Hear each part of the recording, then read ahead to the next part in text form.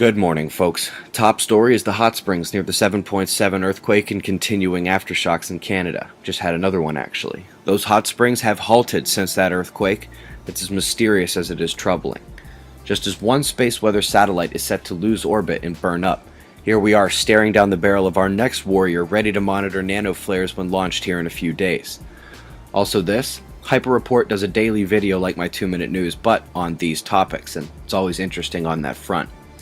We had a 5-pointer near Kamchatka yesterday and another one in Alaska. The Northwest Caribbean took a larger than average tremor, and this morning, a larger quake in Kamchatka. Still safe so far this quake watch.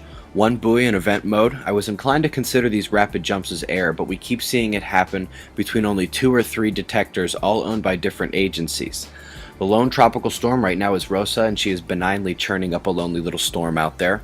The low over Europe will keep those clouds spinning and Atlantic moisture moving onto the land. The last 24 hours precipitation and what's on the way.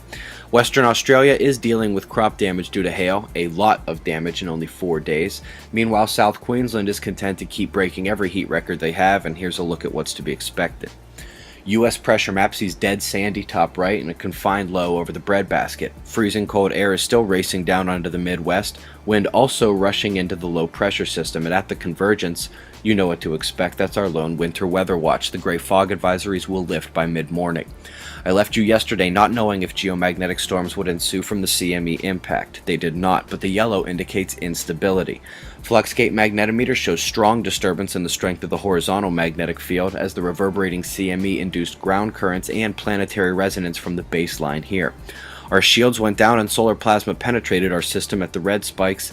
Only bit of good news is the F1 critical frequencies are low during these events. The dark coronal hole is turning past Earth-facing position, so its stream is already headed this way. We have no seriously dangerous active regions, and the primary concern is the thin, dark, writhing plasma filaments. They've been worse than flares recently. Eyes open, no fear. It's about 6 a.m. Eastern Time, and that's the news. Be safe, everyone.